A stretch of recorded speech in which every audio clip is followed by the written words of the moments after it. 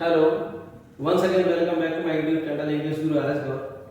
Today I am going to explain you a poem of 10th class. The name of the poem is Amanda and the poet is Robin Clark. In this poem, the poet is telling about a girl whose mother is always keep on scolding him, but she is not scolding her deliberately. It is the part of upbringing of a child, as every parent does this. So listen to me. I will explain you each and every word of the poem. I will explain you the poem line by line. So listen. Don't bite your nails, Amanda. ये उसकी mother है Amanda की. Amanda की girl है इसमें. उसकी mother है. उसको वो इंस्ट्रक्शन दे रही है. उसको समझा रही है. मतलब ये उसके पालन पोषण का, बच्चों का पालन पोषण जो होता है, पेरेंट्स उनको समझाते हैं, डांटते भी हैं. तो उसी प्रकार से उसको इंस्ट्रक्शन दिए जा रहे हैं. अमांडा जो एक लड़की है, उसकी माँ उसको इंस्ट्रक्शन दे रही है. Don't bite your nails, Amanda.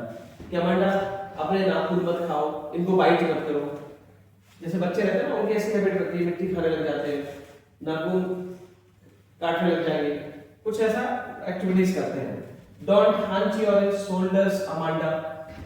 और बच्चों को नहीं पता होता कैसे बैठना है, तो पेरेंट्स उनके पहले टीचर्स होते हैं, वो उनको समझाते हैं कि आपको कैसे डिसिप्लिन में रहना है, कैसे आपका बॉडी टेक्सचर होना चाहिए, है ना, क्या क्या चीजें आपको नहीं करना है, क्या क्या करना चाहिए. ये सारा एक मॉरल टीचिंग होती है, टीचिंग का एक हिस्सा है. तो पेरेंट्स आर आल्सो टीचर्स. तो इसकी माँ भी कुछ ऐसा ही कर रही है. Don't hunch your shoulders, Amanda. और उसकी माँ कह रही है कि अमांडा, ये आप हंच का मतलब पीछे कुबड़ निकाल के ऐसे मत बैठो, ऐसे करके, है ना, सही पोस्चर आपका होना चाहिए. Don't hunch your shoulders, Amanda. Hunch का मतलब शोल्डर्स झुका के बैठना, ठीक है. स्टॉप, हंच पे बेंड होकर बैठना है. Stop that slouching and sit up straight, Amanda. कहता है ये झुककर जो बैठे हो, स्लाउचिंग जो आपकी लेजीनेस है, आलस है, इसको छोड़िए. स्टॉप दैट स्लाउचिंग मतलब लेजीनेस. Slouching means laziness. इस आलस को आप छोड़िए, लेजीनेस को छोड़िए. LAZINESS, laziness. ठीक है, झुककर मत बैठिए, इस आलस को छोड़िए. एंड सिट अप स्ट्रेट, और सीधे बैठो. ऐसा अमांडा को इंस्ट्रक्ट कर रही है उसकी माँ. ठीक है. तो एक जो पहला स्टेंजा है उसमें उसकी माँ इंस्ट्रक्ट कर रही है, और सेकंड स्टेंजा है उसमें जो अमांडा है वो इमेजिनेशन करने लग जाती है, वो सोचने लग जाती है, वो इमेजिनेशन वर्ल्ड में चली जाती है. तो इसमें एक इमेजिनरी पॉइंटिंग डिवाइस भी है, क्योंकि इमेजिनेशन में जा रही है, तो इमेजिनरी पॉइंटिंग डिवाइस. तो देखिए, there is a language emerald C. अब ये कौन सोच रहा है? ये अमांडा. अमांडा की इमेजिनेशन है, ये अमांडा की इमेजिनेशन है जो लड़की है. ठीक है. और जो पहला स्टेप है उसकी मदर का है. इसमें कौन बोल रहा है? उसकी मदर बोल रही है, इसमें मदर. ठीक है. तो देखिए, there is a language emerald C. अब अमांडा सोच रही है कि एमराल्ड सी, एमराल्ड एक स्टोन होता है, उसके जैसा कलर है किसका? सी का, समुद्र का. जैसे हीरा वगैरह डायमंड होता है, ऐसी इसी तरह का है. Where the sole inhabitant is me. और कहती है कि जो शांत समुद्र है उसके अंदर मैं अकेली, काश मैं अकेली उसमें इनहैबिटेंट होती. सोल मींस अलोन, अकेली. इनहैबिटेंट मींस ड्वेलर, निवासी. मैं अकेली उसमें होती, कोई नहीं होता. अब मरमेड, एक मरमेड की तरह से, एक परी की तरह से. मरमेड मींस परी, सिल्फ जिसको बोलते हैं, परी. ठीक है. अ मरमेड ड्रिफ्टिंग ब्लिसफुली. तो मैं एक परी की तरह से वहां पर मूव कर रही होती, ड्रिफ्ट कर रही होती.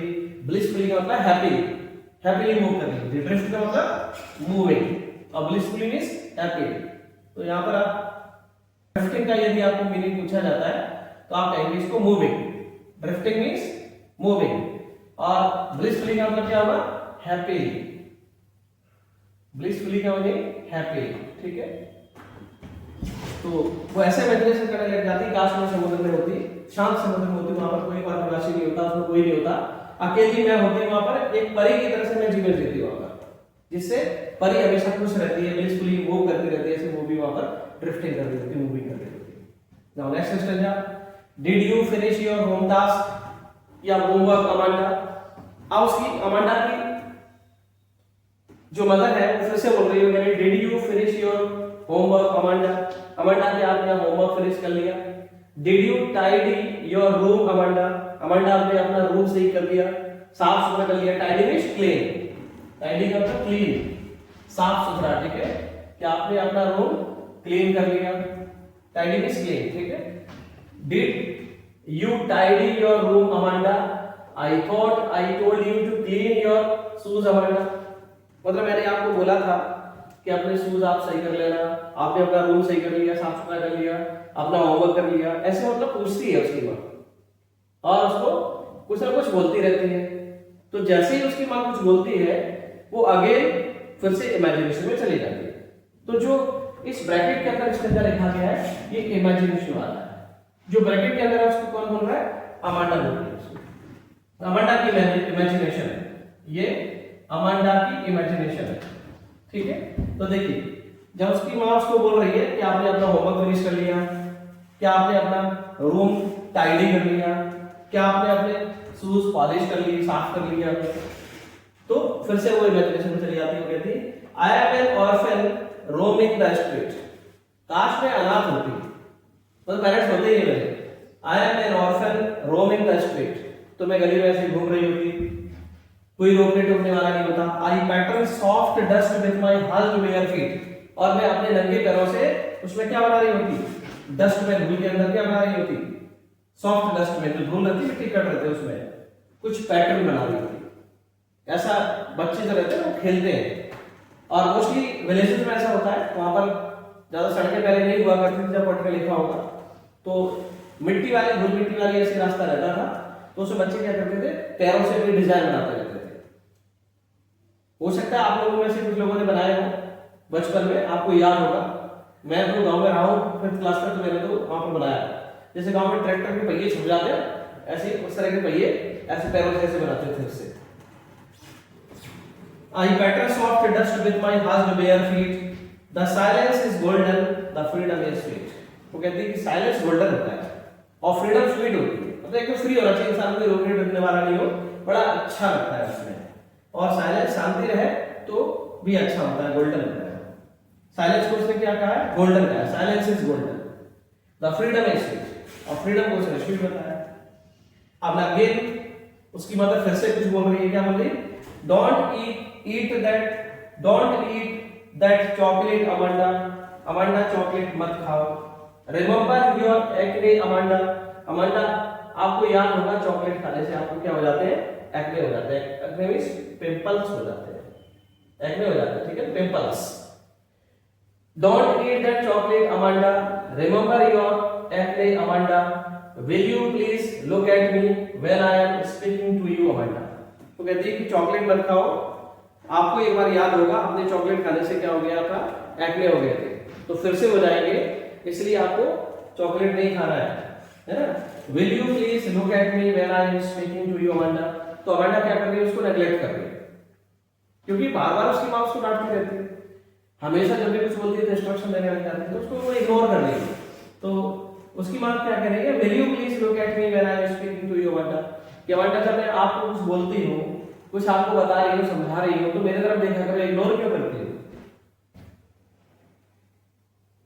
अब नेक्स्ट उसकी बात फिर से बोल पड़ती है, क्या कहती है? एक्ने से यहाँ पर पिंपल्स है, आपको लिख देता हूँ ये। नेक्स्ट उसको इंस्ट्रक्शन मिलता है, तो अमांडा फिर से इमेजिनेशन करने लग जाती है और वो कहती है आई एम रेपंजेल, काश मैं रेपंजेल होती। I have not a care, तो मुझे कोई चिंता नहीं होती, मैं केयर फ्री रहती। रेपंजेल कौन है? प्रिंसेस है, राजकुमारी है। Life in tower is triangle and rare, तो मेरी लाइफ वहां पर टावर में, मैं टावर में रहती, तो मेरी लाइफ वहां कैसे होती? ट्रायंगल होती, शांत होती, पीसफुल होती। रेयर का मतलब जो हर इंसान को नहीं मिलती, उससे अलग हटके स्पेशल लाइफ होती उसकी। I will certainly never let down my bright hair, और मैं निश्चित रूप से अपने ब्राइट हेयर को नीचे नहीं डालती। ये ब्राइट हेयर को नीचे डालने का मतलब क्या है वो बताता हूँ। रेपंजेल जो एक प्रिंसेस है, यहाँ पर एक टेल है, कहानी है, फेबल है, क्योंकि सच नहीं है, तो एक हाइपोथेटिकल टाइप की है। तो रेपंजेल क्या है? उसको एक विचक्राफ्ट जादू करनी रहती है, आप कोई भूत प्रेत चुड़ैल जैसे कह सकते हैं। तो ये लोग क्या करते हैं? उसको बंद कर देते हैं उस टावर में, और वहां पर एक ड्रैगन डिप्लॉय कर देती है जो विचक्राफ्ट है। तो रेपंजेल उससे बाहर नहीं निकल सकती, तभी एक प्रिंस रहता है, राजकुमार रहता है जो इससे प्रेम करता था।